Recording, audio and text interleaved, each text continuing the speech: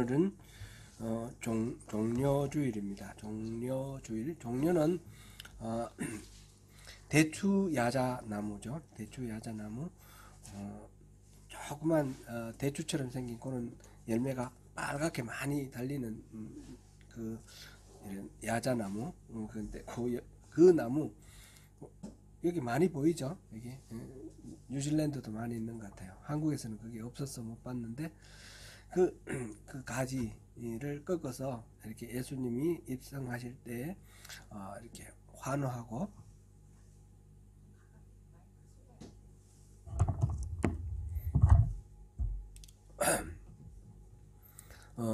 환호하고 그렇게 해서 그것을 기념한 날이 바로 종려주일이죠. 이 소리가 조금 볼륨을 좀 높이면 좋을 것 같아요. 지금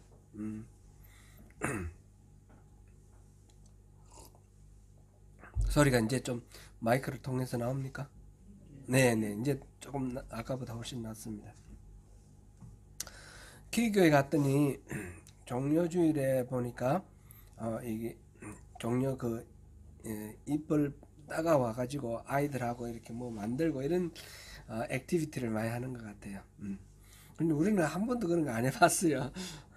우리는 예배 시간에 액티비티 하는 거 이런 거는 기교회는 어린아이들을 그렇게 하고 이제 또 따로 보내고 이런 순서가 있어서 그렇게 하는 걸 많이 봤는데 우리는 그렇게 안 하죠. 팜 트리, 팜 나무가 그거 부활절이 다음 주일이고요. 이번 주는 고난주간. 예수님께서 목요일 날 그 최후의 만찬을 하시고 금요일 날 이제 체포되셔서 십자가에 달려 죽으시고 무덤에 들어가셨다가 이제 말하자면 요즘 우리로 보면 주일날, 그죠? 주일날 유대인들에게 있어서는 토요일이 안식일입니다. 안식일을 지난 다음날, 안식일 다음날 부활하셔서 나오셨습니다. 그래서 우리가 부활절을 기념하고 그 전 한 주간은 예수님의 그 고난을 묵상하면서 맞이하는 그런 한 주간입니다. 고난 주간 또는 순환 주간. 그런데 영어로는 뭐라고 합니까? 패션 위크라고 그러죠. 이때 패션은 열정 이런 뜻이 아니고 순환이라는 뜻입니다. 패션의 의미가. 따라서 종려주일은 대체로 예수님의 순환을 생각하기 때문에 좀 마음이 무겁고 좀 침울하게 그렇게 맞이하는 경향이 있어요.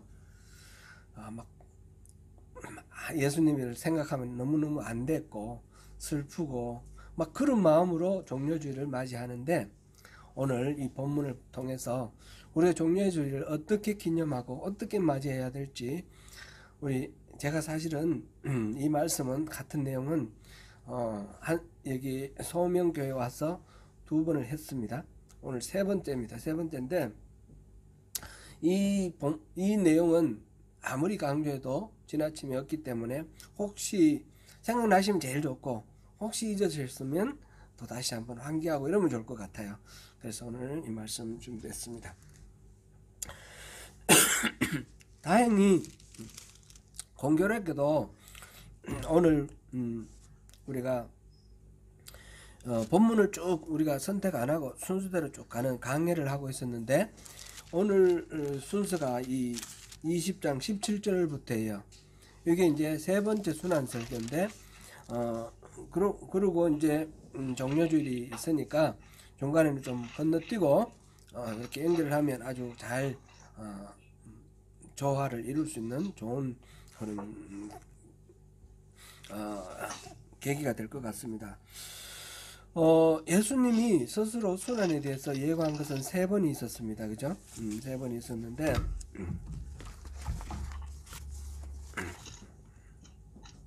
우리 김정미 집사님 예배 들어오셨네요. 일단은 소개를 하겠습니다. 네.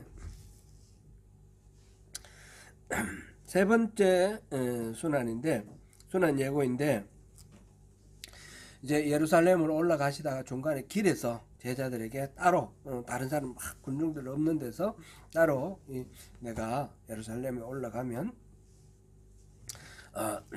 제사장들에게 이렇게 팔리고 그 다음에 이방인들에게 이방인의 손에 넘겨져 가지고 채찍을 맞고 고난을 당하고 십자가에 달려 죽었다가 제3일에 다시 살아날 거다. 그 말씀을 지금 다시 하시는 것입니다. 이런 말씀은 이제 세 번째로 그런데 16장에 보면 16장 21절 23절에 그 말씀이 나왔어요. 이거는 우리가 베드로의 위대한 신앙 고백과 연결되어서 이렇게 기억하시면 좋겠어요. 베드로가 뭐라 그랬습니까? 주는 그리스도시고 살아계신 하나님의 아들이십니다. 그렇게 고백을 했을 때 예수님이 매우 흡족해 하셨습니다. 그리고 이거는 이제 개인 베드로라기보다는 베드로의 이 신앙 고백 위에 내가 교회를 세우겠다. 내 교회를 세우겠다. 이렇게 말씀을 하셨어요. 엄청나게 흡족해 하셨는데 그러고 난 뒤에 이어서 하신 말씀이 이 순환 예고입니다. 내가 이제 예루살렘에 올라가서 장로들과 대제사장들 그리고 서기관들에게 많은 고난을 받고 죽임을 당하고 제3일에 살아날 것이다. 그랬더니 베드로가 막 격렬하게 만류를 합니다. 그 원어에 이 성경 원래 원어의 그 의미는 꾸짖다 그런 뜻이라고 그럽니다. 그러니까 예수님한테 그런 소리 어디서 그런 소리 하십니까? 그러면서 막 선생님을 막 꾸짖는 거예요. 그러면서 절대로 그런 일은 일어날 수가 없습니다. 막 이렇게 얘기를 합니다. 그랬을 때 예수님께서 뭐라고 하셨습니까? 사탄아, 내 뒤로 물러나라. 너는 사람의 일만 생각하고 하나님의 일을 생각하지 않는구나. 예수님께서 지금 순환 받으실 일은 사람의 차원에서 생각할 일이 아니고 예수님께서 지금 계속 말씀하시는 대로 하나님 나라의 일입니다. 그래서 그것을 위해서 하시는 말씀이기 때문에 그래서 베드로를 혼내시는 그런 장면이 있었습니다. 그 다음에 이제 17장 22절 23절에 두 번째 예고가 나오는데 여기서는 좀 간단하게 나와 있죠. 인자가 장차 사람들의 손에 넘겨져 죽임을 당하고 제3일에 살아나리라. 그리고 오늘 이제 세 번째 똑같은 순환 예고인데 여기서는 앞에 두 번의 순환 예고에 비하면 굉장히 자세하게 그렇게 나와 있어요. 우리 18절 19절 같이 한번 목소리를 맞춰서 읽어보면 좋겠습니다. 시작. 보라, 우리가 예루살렘으로 올라가노니 인자가 대제사장들과 서기관들에게 넘겨짐에 그들이 죽이기로 결의하고 이방인들에게 넘겨주어 그를 조롱하며 채찍질하며 십자가에 못 박게 할 것이니 3일에 살아나리라. 가롯 유다가 배반해서 대제사장들의 손에 팔아 넘기는 부분, 그 다음에 이방인이라고 하는데 본디오 빌라도에게 또 이렇게 보내는 부분, 그 다음에 본디오 빌라도에게 능욕을 당하고 채찍질을 당하고 그래서 이제 십자가에 매달려서 죽음에 이르시는 과정, 이것을 아주 압축해서 다 이렇게 서술하고 있습니다. 그리고 마지막 제3일에 살아나리라. 이 말은 두 번의 그 예고 때와 마찬가지로 빠짐없이 그렇게 예고를 하고 계십니다. 근데 이 예수님의 이 순환 예고에 대해서 제자들이 이해를 못하고 있는 것이 확실한 것 같습니다. 베드로가 그렇게 말리는 그 행동에서도 우리가 보았고요. 그 밖에 다른 경우도 그런데 오늘 본문 우리 20장 17절에서 19절 이 본문 바로 이어서 나오는 내용이 20절부터 나오는 이 이야기가 지금 다른 복음에서도 같은 순서로 나와 있어요. 그러니까 일어난 발생한 순서가 그대로인 것 같아요. 그런데 무슨 이야기가 있느냐면 세베대의 아들의 어머니, 세베대의 아내겠죠. 되게 어렵게 말했습니다. 세베대의 아들은 누굽니까? 요한과 야고보의 어머니가 예수님한테 청탁한 거예요. 주님이 주의 나라에서 우리 두 아들을 하나는 주의 우편에 하나는 주의 왼편에 앉게 해주십시오. 그렇게 부탁을 한 거예요. 이게 예수님의 이 말씀을 뭐 이 엄마는 못 들어서 그랬을까요? 그랬을 수도 있겠지만 이 흐름에서 아마 이거는 예수님의 순환 예고가 다른 앞에서는 듣는 데서도 했으니까 이 순환 예고에 대해서 전혀 잘 이해를 못하고 있다라는 것을 반영하는 그런 것을 나타내기 위해서 이 순서대로 또 이렇게 기록해 놨지 않았을까, 그런 생각이 됩니다. 또 제자들은 이렇게 예수님이 순환에 대해서 예고를 하실 때 그 순환에 대해서 실감을 못하는 거죠. 그런 일이 일어나지 않을 거라고 생각하고 있는 게 첫 번째 문제이고, 두 번째 문제는 그 순환에 대해서 막 베드로가 만류를 하고 이런 반응을 보이는 거는 안 일어났으면 좋겠고, 일어나더라도 그거는 그것이 갖는 의미는 뭔지 전혀 모르는 상태고, 실제로 예수님은 포커스가 또 하나의 포커스가 있어요. 순환 말고 뭡니까? 부활이 있지 않습니까? 근데 이 부활에 대해서는 전혀 듣지를 못해서 이런 반응을 나타내고 있는 것으로 생각됩니다.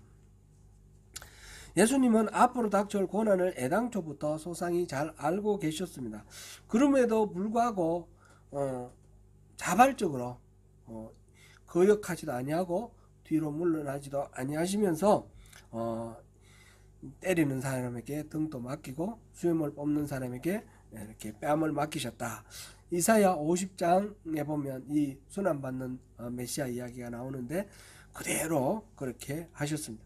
그리고 부활로 승리하실 그 고난의 길을 향하여 당당하게 나아가셨습니다. 오늘 이제 21장 1절부터는 그렇게 예루살렘으로 들어가시는, 순환 당하기 위해서 예루살렘으로 들어가시는 그 모습입니다. 여기서 우리가 확실하게 기억해야 될 것은 예수님께서 십자가에 달려 죽으신 사건은 우연히 일어난 사건도 아니고 절대로 실수로 일어난 사건도 아니라는 것입니다. 이거는 예정된 사건입니다. 이거는 사고가 아닙니다. 실수가 아닙니다. 모두 다 하나님께서 계획하신 바대로 예수님께서 순종하면서 나가신, 그래서 뭐 예수님이 지금 하나님 나라를 이루려고 뭘 이렇게 계획하다가 뭐 비밀이 탄로 나가서고 그렇게 잡혀갔다든지 이런 것도 아니고요. 아주 당당하게 자피로 들어가신 것입니다. 예수님이 이 땅에 오셔서 맨 처음 하신 말씀이 무엇이었습니까? 회개하라, 천국이 가까이 왔다. 하나님 나라가 예수님과 함께 이 땅에 임하셨고 그 하나님 나라를 이 세상에 전파하시고 그 예수님 나라를 온전하게 이루시기 위해서 지금 하나님의 대적 세력과 싸우는 전쟁을 지금 하고 계시는 것입니다. 마귀와 말하자면 일전을 벌이는 것입니다. 예수님은 이 땅에 왕으로 오셨습니다. 하나님 나라의 왕으로. 예수님이 이 요단강에서 세례받는 그 장면에서 하나님이 임하셨잖아요. 바로 예수님은 왕으로 등극하시는 대관식이다, 이렇게 말할 수가 있고요. 그 예수님이 이제 마귀의 나라와 이제 접전을 벌이기 위해서 점점 그 접전의 마지막 클라이막스가 십자가이고 지금 그것을 위해서 예루살렘으로 들어오십니다. 말하자면 오늘은 이 예루살렘에 들어가는 이 일은 예수님이 전쟁에 나가는 출정식, 왕의 출정식이 되는 것입니다. 이 출정식을 위해서 예루살렘 가까이 오셨을 때 벳박의 마을에서 두 제자를 보내시면서 맞은편 마을을 찾아가서 나귀와 나귀 새끼가 매여 있는 것을 보고 풀어서 끌고 오라 그랬습니다. 그리고 혹시 누가 말리면 죽게 서시겠다 하라, 이렇게 말을 했습니다. 마치 무슨 암호인 것 같기도 해요. 미리 약속이 되었는지 아니면 약속이 안 되었는지 모르지만 어쨌건 간에 약속이 됐다 하더라도 그 말을 수긍하는 사람의 입장에서는 마찬가지라고 생각되고요. 예수님이 메시아로서 이 땅에 임하셨다라는 사실을 받아들이는 그런 상황 같습니다. 지금 이 부분에 대해서 다른 복음, 마가복음과 누가복음에서는 이 나귀를 낙이 새끼만 얘기를 하고 있고, 낙이 새끼도 아무도 타보지 않은 어린 낙이 새끼, 이렇게 표현을 하고 있습니다. 그러니까 지금 어미낙이가 새끼 낙이가 있는데 초점은 어미낙이는 아니고 새끼 낙입니다. 완전히 자라지 않은 작은만 그런 어린 낙이. 사람들이 환호하는 가운데 예루살렘으로 입성하시는 예수님의 그 어린 나귀를 타신 예수님을 한번 상상해 보십시오. 나귀는 원래 어른 나귀도 좀 이렇게 야트막하잖아요. 높은 백마를 타고 막 위풍당당하게 갑옷을 입고 이렇게 들어가면 참 왕으로서 입성하는 게 그럴듯해 보이는데, 그것도 아니고 말도 아니고 낙인데, 낙이도 그나마 조그만 낙이에요. 새끼 낙이에요. 아마 예수님이 타셨으면 우리 상상해보면 발이 땅에 닿았을 수도 있어요. 그러면 어떻게 했겠어요? 다리를 이렇게 구부리고 이렇게 가시는 거예요. 아주 우스꽝스럽고 좀 이상한 그런 모습이에요. 위풍당당한 모습이 아니고 아주 이상한 모습이에요. 그런데 왜 이렇게 예수님이 이 어린 나귀를 타고 가셨을까요? 가다가 어린 나귀가 있는 걸 만나서 타신 것도 아니고요. 일부러 제자들 보내가지고 어린 나귀를 데리고 오라 해서 타고 가셨어요. 예수님은 이 모든 것들이 의도가 있는 거예요. 아시고 하시는 행동이죠. 왜 그렇습니까? 이게 메시아가, 곧 오실 메시아가 겸손한 왕으로서 어린 나귀를 타고 오실 것이다 라는 것이 이 성경에 예언되어 있었기 때문입니다. 우리 몇 주 전에 우리 수요 예배 때 스가랴서 공부할 때 나왔습니다. 스가랴서 9장 9절 우리 같이 한번 읽어보겠습니다. 스가랴 9장 9절.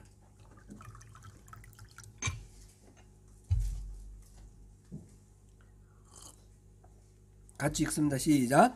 시온의 딸아 크게 기뻐할지어다. 예루살렘의 딸아 즐거이 부를지어다. 보라 내 왕이 내게 임하시나니 그는 공의로우시며 구원을 베푸시며 겸손하여서 나귀를 타시나니 나귀의 작은 것 곧 나귀 새끼니라. 예수님은 자신이 그 하나님이 보내시는 구원의 왕 메시아라는 걸 알고 계셨습니다.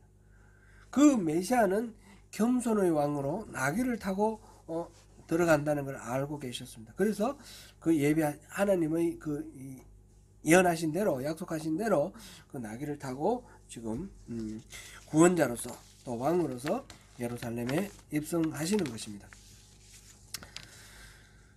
그러니까 우리가 예수님의 그 예루살렘 입성을 호산나 하면서 종려나무 꺾어서 이렇게 환영하던 그 군중들은 이해를 못하고 오해하고 했지만 우리는 다 알고 있잖아요.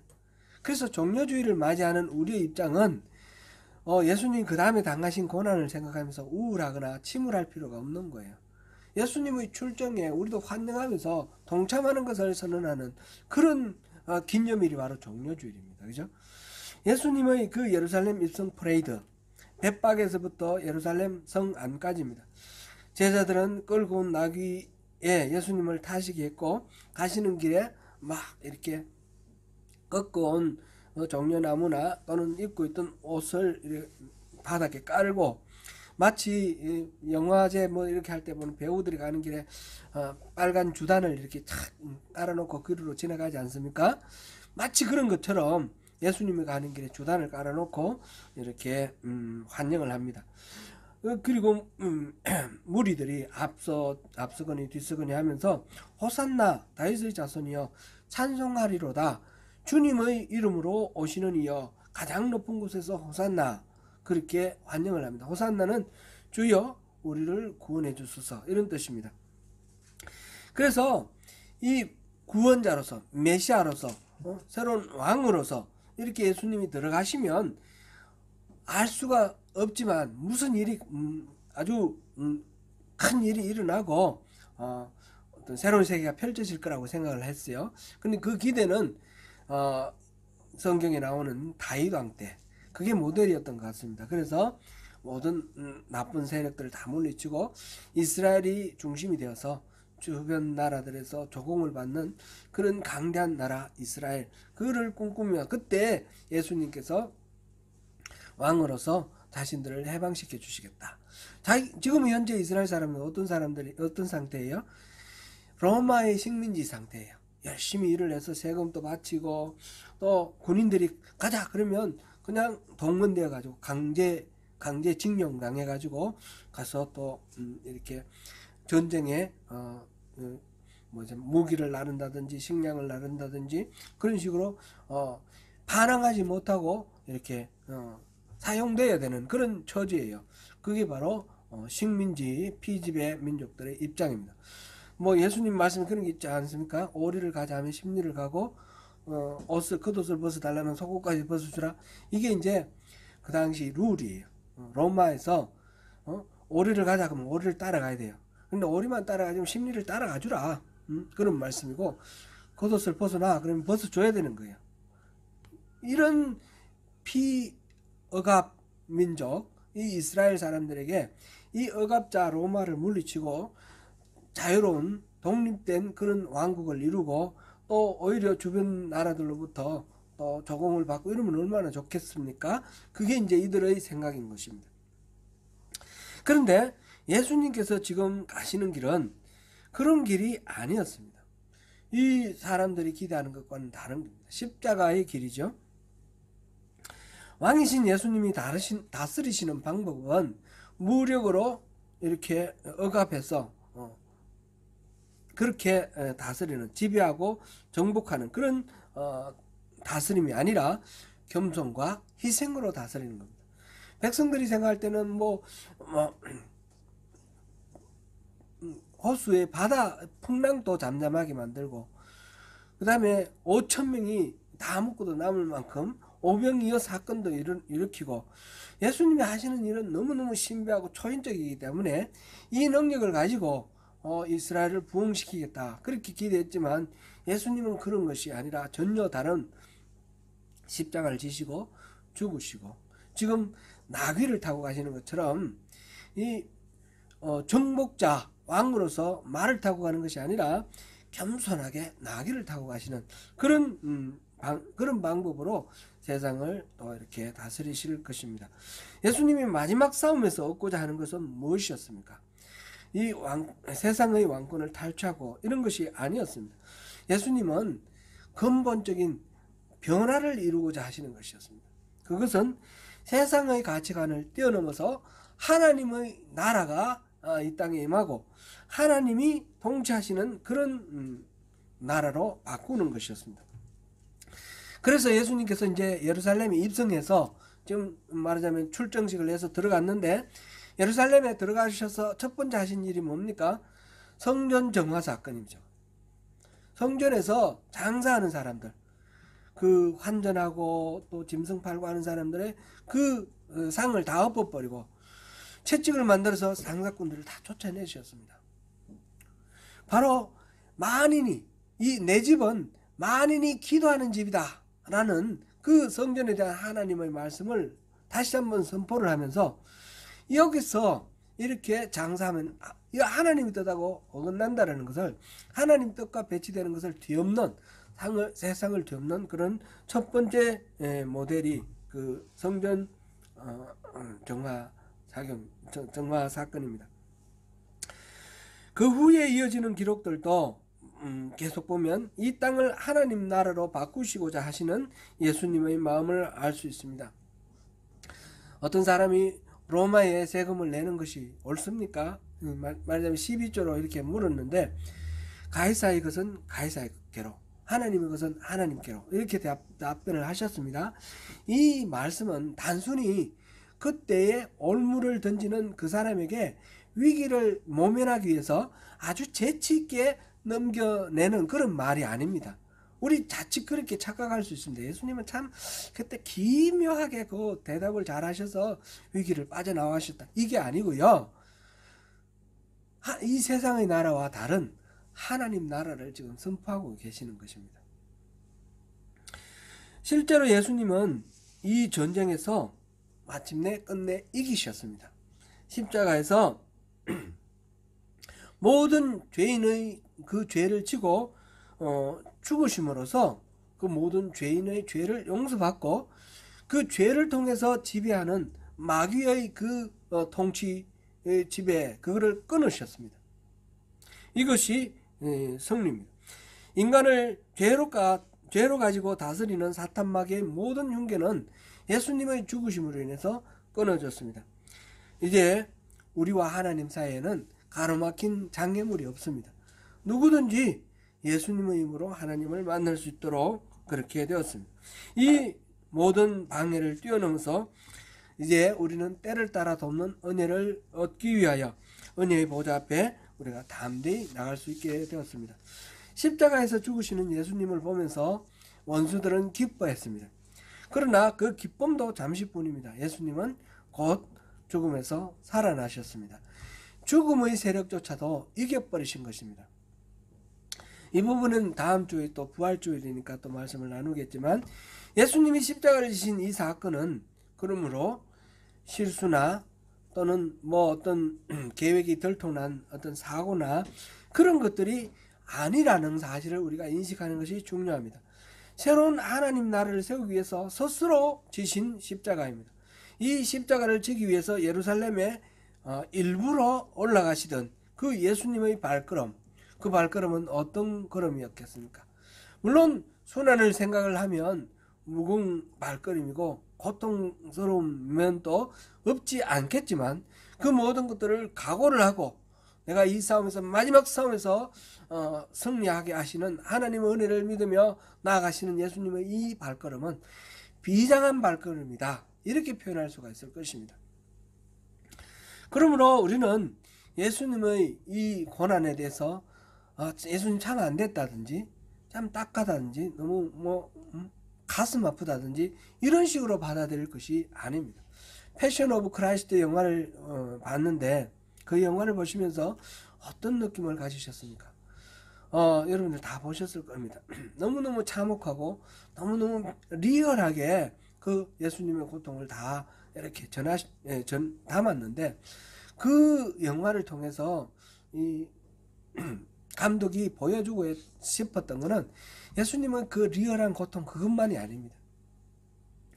마지막에 하나님의 눈물이, 비가 이제 하나님의 눈물로 이렇게 하나님조차도 그렇게 아파하시고 슬퍼하시면서 그 아들의 죽음을 받으시는 그 장면을 통해서 예수님의 이 십자가로 나아가는 길이 얼마나 비장하고 얼마나 결연한 그런 발걸음인가, 그거를 나타내고 보여주었습니다. 스가랴 9장 9절에서 예언된 그 메시아, 세상을 건지실 메시아가 자신임을 아시고 어린 나귀를 타고 호산나 환호하는 그 군중들 사이로 마지막 전쟁을 하러 나가시는 우리 주님의 이 출정식, 이것이 바로 종려주일 사건입니다. 따라서 종려주일은 우리가 우울하고 슬픈 날이 아니라 결연한 의지를 가지고 이 출정에 동참하는 그런 날입니다. 사랑하는 성도 여러분, 우리는 예수 그리스도의 승리를 열심히 외치는 것이 마땅합니다. 세상이 손가락질하고 반대하고 중단을 요구할지라도 우리는 예수 그리스도의 정언을 중단할 수 없습니다. 우리가 침묵하면 하나님은 돌들을 통해서 소리 지르라고 말씀하실 것이라 주님이 말씀하셨습니다. 십자가의 고난과 죽으심으로 이루어진 이 십자가 전쟁과 이 부활, 죄로 이기신 예수님의 참으로 하나님 나라의 왕이시고 주이시고 구원자 되심, 이것을 힘껏 전함으로써 하나님 나라의 진리를 회복하고 그 나라의 하나님의 통치를 회복하는 그 일에 우리가 기꺼이 동력자가 되어서 함께 나가기를 결심하고 결연하게 동참하는 그런 종려주일 오늘이 되시면 좋겠습니다.